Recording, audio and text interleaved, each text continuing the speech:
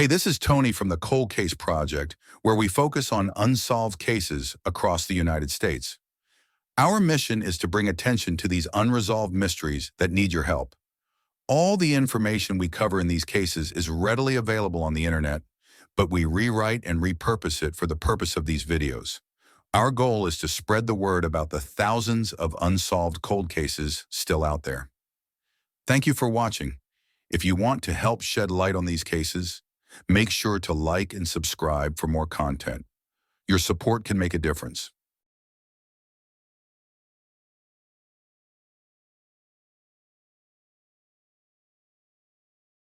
Felicia Clark was a bright, ambitious young woman with a promising future ahead of her when she vanished without a trace in Memphis, Tennessee, on October 25, 1991. A full-time student at Lemoyne College and an employee at Federal Express, Felicia balanced her academic aspirations with a blossoming career. She had recently received a promotion at work, and those close to her described her as responsible, hardworking, and deeply connected to her family, particularly her mother, whom she called several times a day. But in the span of just a few hours, Felicia Clark disappeared, leaving behind a mystery that has haunted her loved ones for over 3 decades. On the evening of October 25, 1991, Felicia was last seen sitting in her car in the driveway of her Memphis home, engaged in conversation with a young man. Neighbors observed this interaction, but no one thought anything was amiss at the time. When Felicia's mother arrived home around 6 p.m., her daughter was nowhere to be found. Inside the house, however, her presence was still evident. Clothing she had planned to wear to work that night was neatly placed on a chair in her bedroom. Felicia was due to leave for her job at Federal Express at 9:15 p.m., as she started her shift at 10 p.m. But as that time passed with no sign of her, concern quickly turned into alarm. Felicia had always been dependable and punctual, and she had never disappeared without telling anyone where she was going. By the following morning, when Felicia still had not returned or made contact, her mother knew something was terribly wrong. Her worst fears were confirmed as she went through her daughter's belongings. Everything Felicia would have needed, her clothing, jewelry, eyeglasses, checkbook, and even an uncashed paycheck, remained untouched in her home. Memphis authorities launched an investigation into Felicia's disappearance, but as with many missing adult cases, initial efforts were slow-moving. There was no immediate evidence of foul play.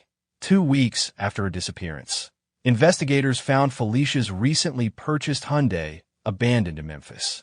However, there were few clues inside the vehicle to indicate what might have happened to her. Police interviewed friends, family, and neighbors, but the young man seen speaking with Felicia that evening was never publicly identified, and no solid leads emerged. Felicia's mother was adamant that her daughter did not simply run away. She knew Felicia well. Her daughter was someone who planned ahead, was deeply invested in her education and career, and maintained a close relationship with her family. The idea that she would abandon everything important to her, without a word or sign, seemed inconceivable. Over the years, various theories have surfaced regarding what might have happened to Felicia Clark. Some investigators suspected she may have been the victim of a carjacking or random abduction, given that her vehicle was found abandoned. Others speculated that she may have been targeted by someone she knew, possibly the young man she was last seen speaking with. One unsettling possibility is that Felicia was the victim of a serial offender. During the late 1980s and early 1990s, several young women in the Memphis area were reported missing or found murdered under suspicious circumstances. While there has never been a confirmed link between Felicia's case and other disappearances, the possibility remains that she may have fallen prey to a predator operating in the region at the time. Despite the passage of more than 33 years, Felicia Clark's case remains unsolved. Her mother, who was her strongest advocate, has never stopped searching for answers. The pain of not knowing what happened to her daughter has left a lasting wound on her family and community. In recent years, there has been renewed interest in cold cases, thanks in part to advancements in forensic science, increased awareness of missing persons cases involving women of color, and growing pressure on law enforcement agencies to revisit unsolved crimes. Digital platforms and social media have also allowed for more public involvement in spreading awareness about long-standing cases. The biggest questions still loom large. What happened to Felicia Clark on the night of October 25, 1991? Who was the young man seen speaking with her in the driveway? And why was her vehicle found abandoned 2 weeks later, with no trace of Felicia? Anyone with information about the disappearance of Felicia Clark is urged to contact the Memphis Police Department.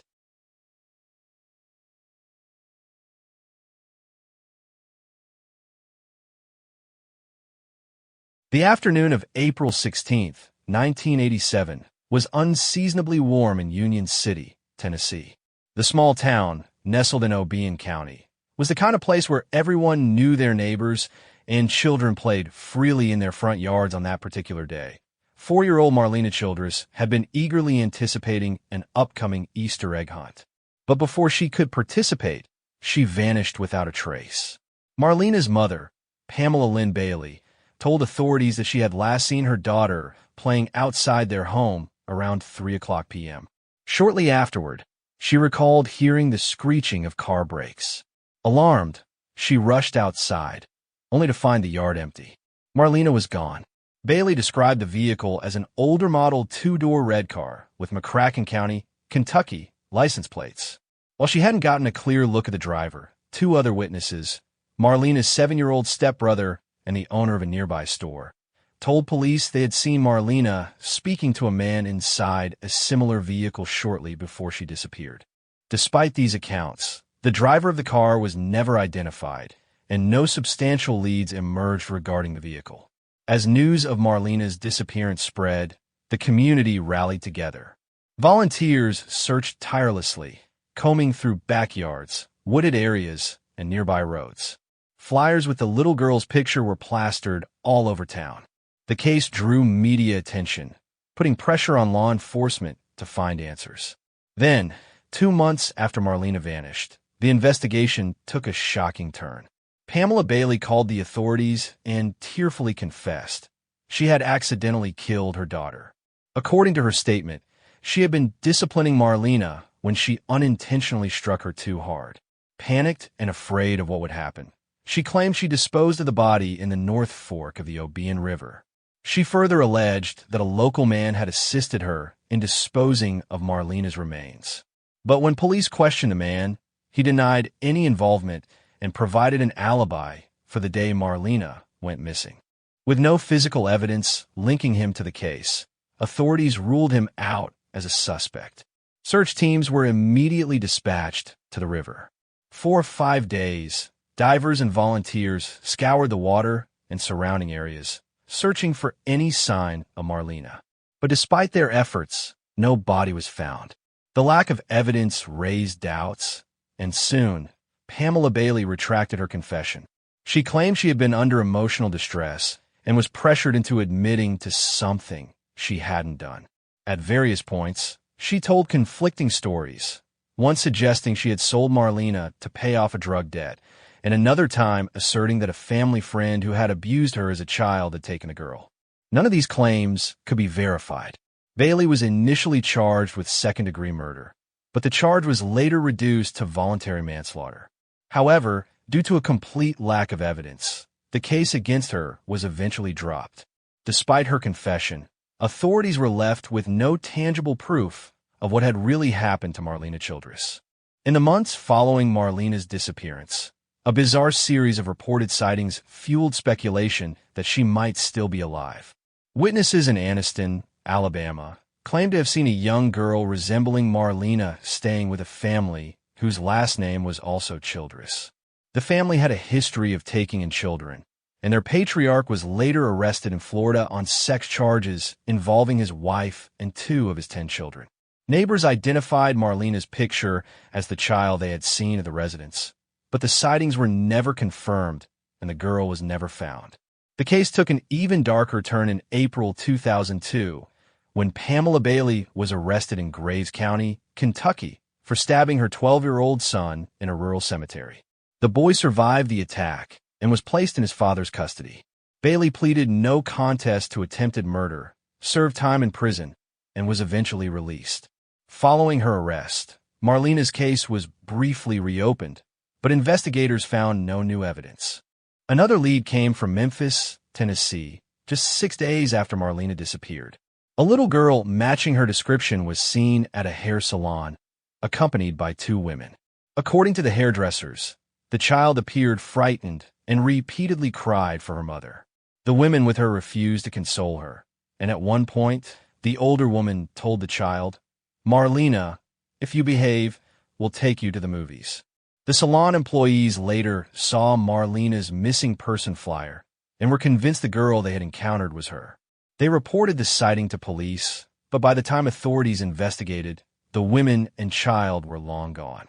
Even more chilling was the connection between this sighting and a waitress at a local restaurant, whom Marlena's grandfather, Wade Strickland, had begun to suspect. He discovered that the waitress had abruptly left town the day after Marlena disappeared, only to return days later. When he brought the hairdressers to the restaurant, they immediately identified the waitress as one of the women from the salon. However, when questioned by law enforcement, the woman passed a polygraph test, leading investigators to dismiss her as a suspect. Over the years, additional sightings were reported in different states, including one in a Tennessee department store where a mother shopping with her children noticed a little girl resembling Marlena playing nearby. When the child's supposed guardian called her over, the girl hesitated, casting an empty, fearful glance before obediently following. The witness later identified Marlena's photograph as the child she had seen that day. But like the previous leads, this one also failed to bring any concrete answers. Despite these eerie accounts, Marina Childress remains missing to this day. No body has ever been found, and no suspect has ever been definitively linked to her disappearance. Theories abound. Some believe Pamela Bailey was involved in her daughter's fate, while others suspect Marlena was abducted and possibly trafficked. As time passes, the mystery only deepens. Marlena would be an adult now, perhaps with no memory of the life she once had. Her family still holds out hope for answers, but as each year passes, the likelihood of resolution grows slimmer. What really happened to Marina Childress on that April afternoon in 1987? Was she a victim of a tragic accident, as her mother once claimed? Was she abducted by a stranger? Or is she still out there, unaware of the identity she lost decades ago? Until definitive evidence emerges, the case remains open.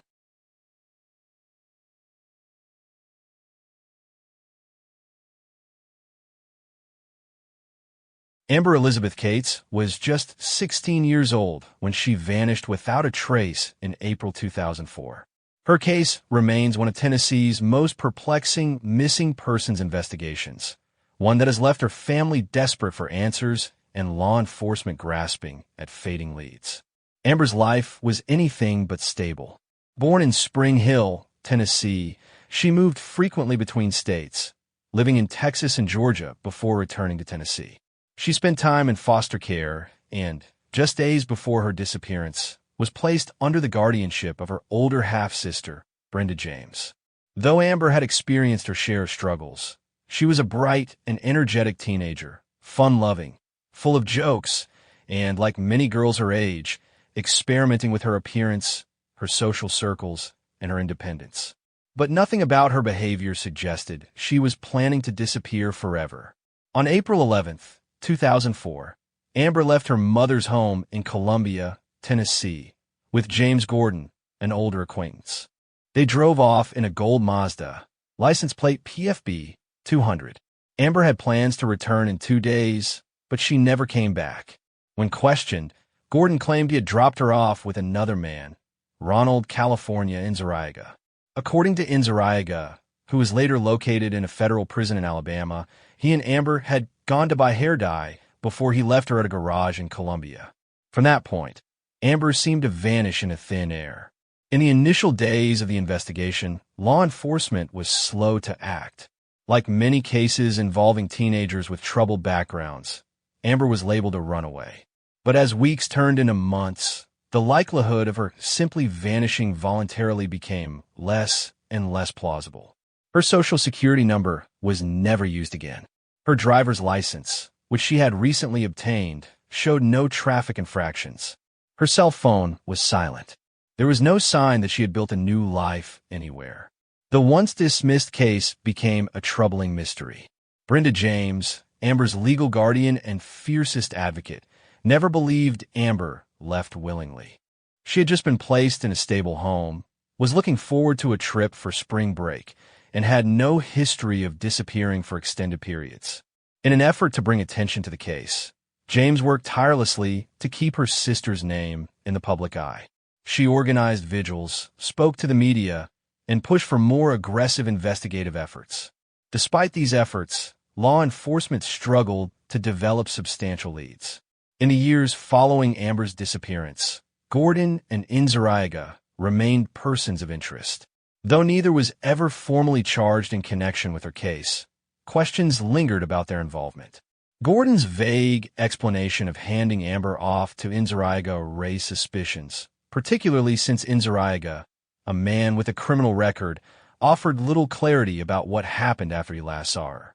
If Amber was indeed left at a garage, who was she meeting? Why did she never contact her family again? With little physical evidence, theories about Amber's fate grew. Some speculated she fell victim to foul play at the hands of someone she trusted. Others suggested she may have been caught up in the dark world of human trafficking, a chilling possibility given her young age and vulnerable circumstances. Though no definitive proof has surfaced to confirm either theory, the absence of any signs of life from Amber suggests a grim outcome. Despite the lack of progress, hope for resolution persists. The FBI eventually became involved, adding Amber's profile to their database and offering a $25,000 reward for information leading to her whereabouts. Law enforcement has received dozens of tips over the years, but none have led to a breakthrough. As time marches on, Amber's family continues their fight to keep her story alive. In 2016, an age-progressed photo was released depicting what Amber might look like in her late 20s. Her sister, Brenda, remains steadfast in her search, organizing community events and raising awareness for missing persons cases. To this day, Amber Elizabeth Cate's fate remains unknown. If she is alive, she would be in her mid-30s. Anyone with information about Amber's disappearance is urged to contact the Maury County Sheriff's Department or the FBI. Even the smallest detail could be the key to unlocking the mystery that has haunted her family for more than 2 decades.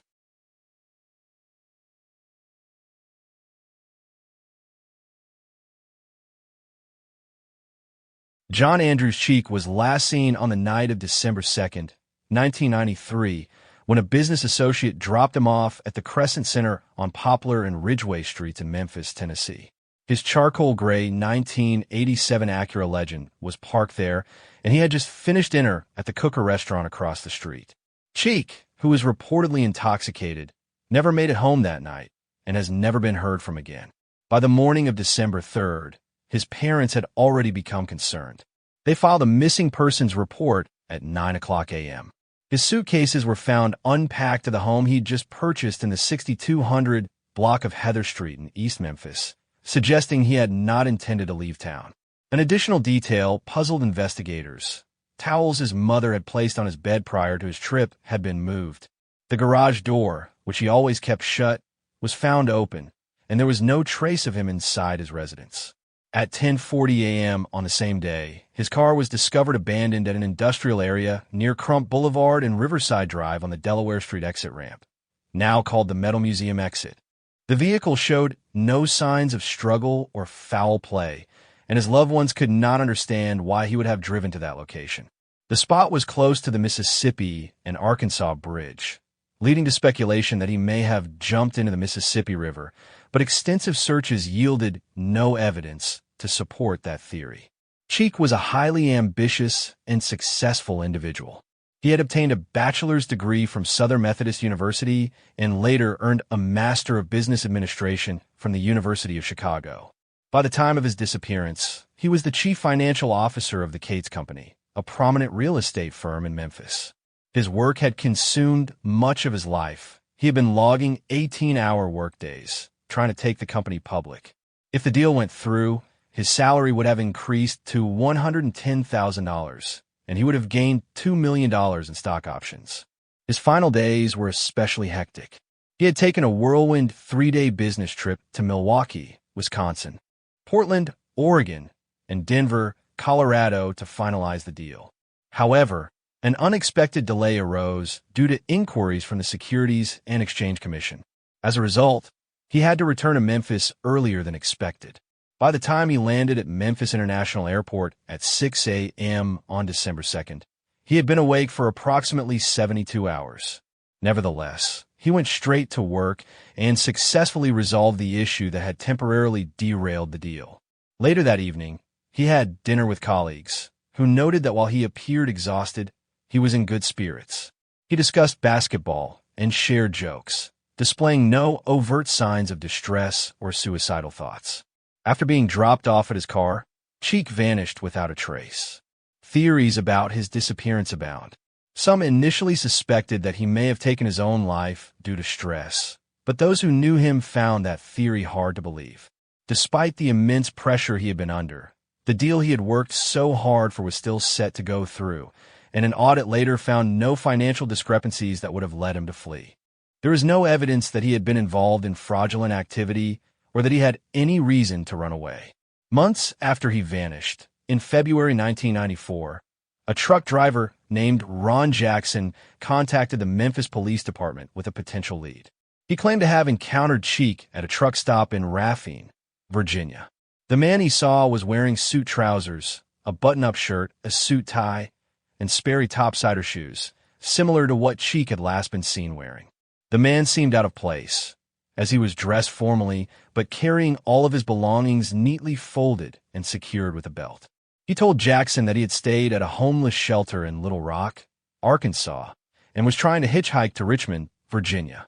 Cheek's parents were convinced the man was their son, particularly because a pair of Sperry topsider shoes was missing from his closet.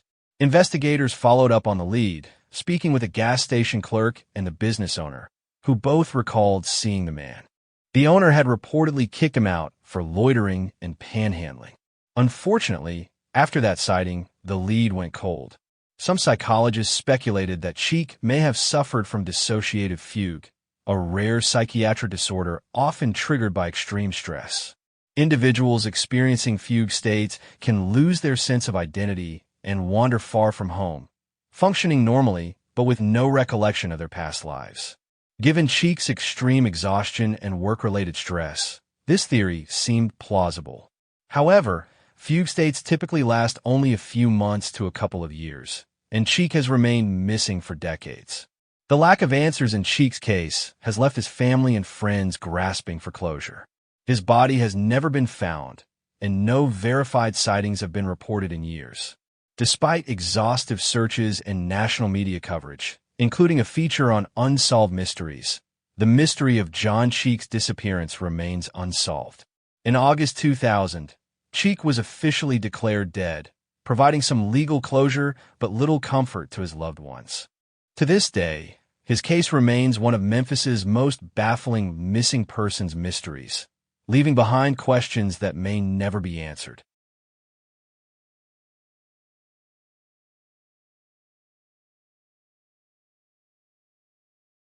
Tanetta Yvette Carlisle was a vibrant 15-year-old girl with a love for music, especially rap, and a deep admiration for Bobby Brown.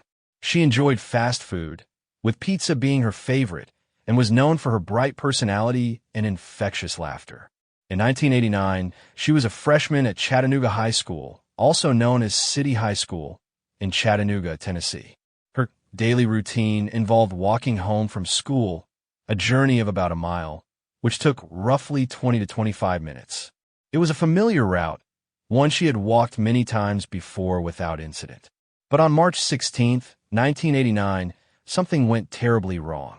Tanetta left school at approximately 2:55 p.m. and began her walk home. Witnesses later reported that she was abducted only a half block away from her house. A woman on Ruth Street, near Hamilton Avenue, happened to look up the hill and saw a tan and yellow vehicle pull up next to Tanetta. Several unidentified individuals jumped out, forcibly dragged her into the car, and sped away. The witness and her husband immediately sprang into action, pursuing the car while simultaneously reporting the incident to authorities. The couple managed to capture the vehicle's license plate number, LKH 920. Despite their quick response, law enforcement did not immediately connect this abduction report with the missing persons report Tanetta's mother, Noni, filed that evening when her daughter failed to return home. It took 2 days before authorities realized that Tanetta's disappearance and the abduction report were linked. By then, precious time had been lost. Investigators traced the vehicle's license plate number to a man named Jeffrey Jones. Jones was a convicted felon with a history of violent sexual crimes. He had served 8 years in prison for rape and aggravated sexual assault and had been released about a year prior to Tanetta's disappearance. Even more disturbingly, just 2 months before Tanetta vanished, he had raped another woman who lived in his apartment complex. 2 days after Tanetta was last seen, on March 18, 1989, Jones was found dead in his van. He had taken his own life via carbon monoxide poisoning. He left behind no notes, no confessions, nothing that could provide answers about Tanetta's fate. His death only deepened the mystery. With Jones dead, authorities had nowhere to turn. Over 300 officers, bloodhounds, and volunteers scoured his apartment and the surrounding area, searching for any sign of Tanetta. But she was gone without a trace. There were rumors and unconfirmed reports that she had been forced into sex trafficking and possibly taken to California. Others claimed to have seen her at a housing project in Chattanooga or even as far away as Minnesota. None of these reports were ever substantiated. Years passed, and Tanetta's case grew cold. Her mother, Noni, was devastated but remained vocal about the police response. She believed that if they had taken her initial report more seriously, her daughter might have been found. Instead, authorities initially assumed she was a runaway, a common and often harmful assumption made in missing children's cases. By the time law enforcement acknowledged Tanetta's disappearance as an abduction, critical investigative time had already been wasted. Despite the years of uncertainty, Tanetta's story was never completely forgotten. In 2019, Hamilton County's Cold Case Unit announced that her case had been officially reopened. Investigators began eliminating outdated theories and refocused on Jones, hoping to uncover new leads. District Attorney Neil Pinkston spearheaded the renewed efforts, urging anyone who knew Jones, especially in the final year of his life, to come forward. Additionally, authorities collected new DNA samples from Tanetta's mother and her older brother, Daryl Stewart, to enter into national databases in case an unidentified body matching her description was ever discovered. Tanetta's mother no longer believes her daughter is alive.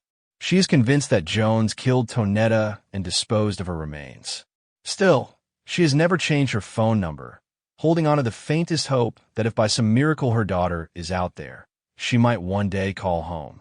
Tanetta Yvette Carlisle was last seen wearing a pink and white striped blouse, a denim skirt, and white sneakers.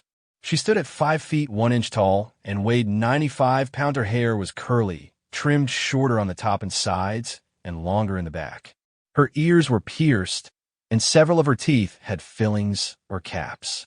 If you have any information regarding the disappearance of Tanetta Carlisle, you are urged to contact the Chattanooga Police Department at 615-897-5752 or the National Center for Missing and Exploited Children at 1-800-THELOST.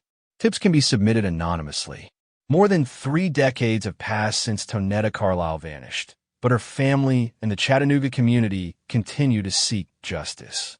In 2019, on what would have been her 46th birthday, her family gathered at Coolidge Park to honor her memory. They released 46 balloons into the sky, one for each year since her birth, a symbol of their undying love and the hope that someday answers will come.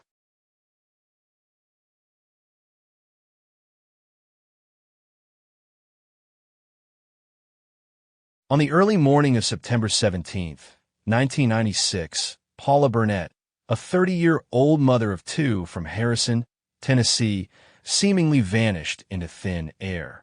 What began as a domestic dispute quickly unraveled into a mystery that has haunted her family and the community for nearly 3 decades.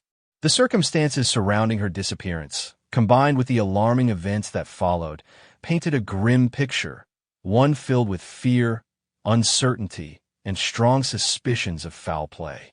Paula Brunett was in the midst of an increasingly volatile and dangerous situation with her estranged husband, Donald Ray "Donnie" Brunett.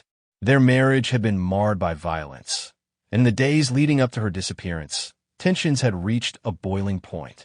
On September 16, 1996, just one day before she was last seen, Paula made a desperate call to law enforcement to have Donnie removed from their home.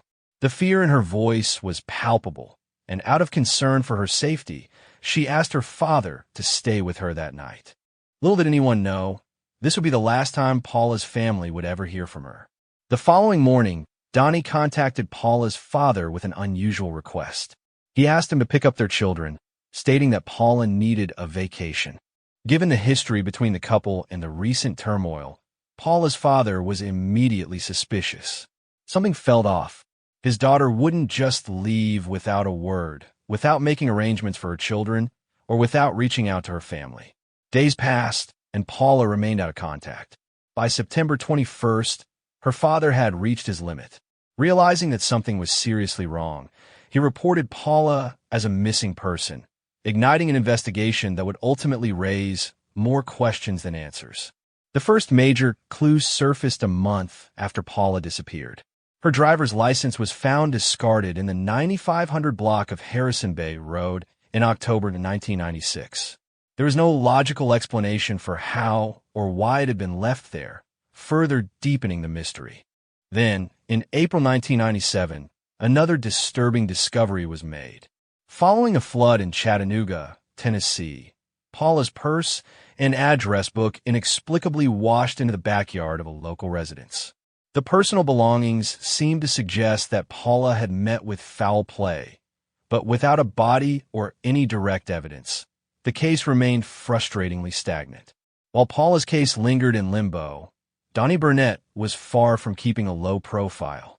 In November 1996, just 2 months after Paula's disappearance, Donnie and an accomplice, James Travis White, committed a shocking crime. The two men took an AmSouth Bank branch manager and her family hostage, forcing the manager to rob her own bank after holding her family captive overnight. It was a brazen act of criminality that ultimately led to Donnie's downfall. He was arrested in December 1996 and later sentenced to 39 years in prison for his role in the crime. However, despite his conviction for the bank robbery, Paula's fate remained unknown. Did Donnie's violent tendencies extend beyond financial crime? Had Paula's fear of him been justified in the worst way possible? Paula's disappearance has long been suspected to be the result of foul play. Investigators and family members alike have strong reasons to believe that she was murdered, with Donnie as the prime suspect. Yet, with no body and no concrete evidence, no charges have ever been filed against him in connection with her case. Theories about what happened to Paula range from the idea that Donnie disposed of her body somewhere remote, possibly near Harrison Bay Road, to the possibility that he had an accomplice assist him in covering up the crime. The fact that Paula's personal belongings surfaced months later in different locations only added to the speculation that her disappearance had been carefully orchestrated. For nearly 3 decades, Paula Brunett's family has sought answers that have never come. They have pleaded for anyone with information to step forward, hoping that someone, somewhere, knows what happened to Paula on that fateful September morning. Though Donnie Brunett remains behind bars, the wounds left by Paula's disappearance are far from healed. Her children, who were robbed of their mother, grew up with only fading memories of her love and warmth. As the years pass, Paula's case remains a painful reminder of the many missing persons whose stories remain unresolved. But until the truth comes to light, the question will always remain: what really happened to Paula Brunett?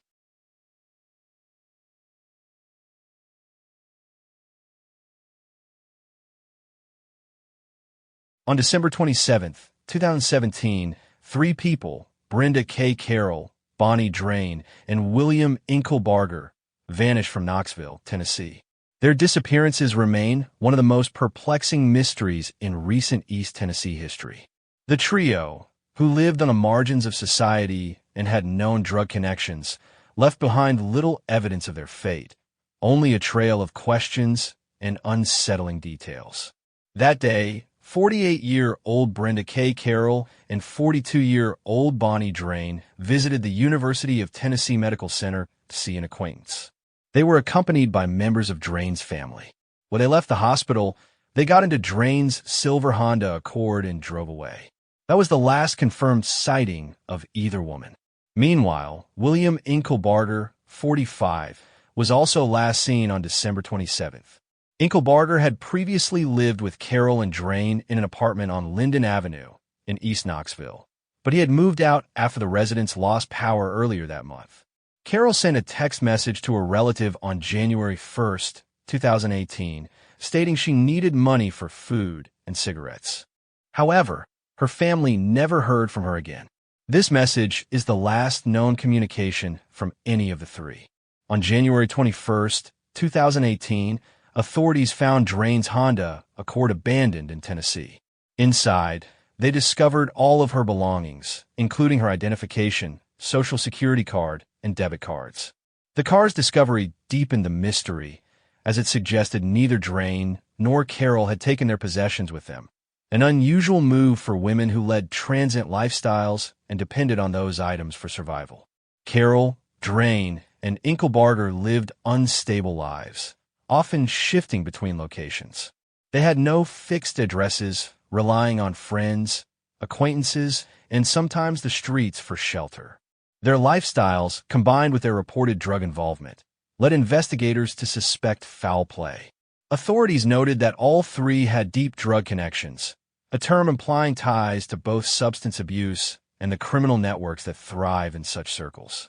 Their lifestyles made them vulnerable to exploitation, violence, and sudden disappearance, complicating the investigation. One name emerged in the case: Jeremy Jerome Hardison, a known violent offender. Hardison had already been convicted of first-degree murder in an unrelated case, an execution-style shooting that took place in September 2017. He was sentenced to life in prison for that crime, which occurred just months before Carile, Drain, and Inkelbarger disappeared. Authorities have never publicly revealed why Hardison is a person of interest in their case, but his history of violence raises troubling possibilities. Was he involved in their disappearance? Or was his connection to the missing individuals more circumstantial? Despite his incarceration, Hardison has not provided any information leading to a breakthrough in the case. The exact nature of his potential involvement remains an open question. Several theories have been floated about what might have happened to Carile, Drain, and Inkelbarger. Given their alleged drug connections, it's possible they ran afoul of a dangerous dealer or criminal organization. If so, their fates could have been sealed in a dispute over money, drugs, or loyalty. Some have speculated they may have been forced to leave Knoxville under duress. However, this theory is less likely since no evidence has emerged of them being sighted elsewhere. A grim but plausible theory is that one or more of them suffered a fatal overdose, leading to a cover-up by those who feared legal repercussions. However, the complete lack of bodies makes this theory harder to confirm. If Hardison was involved, the motivation remains unclear. Did he view them as threats? Were they witnesses to something they shouldn't have seen?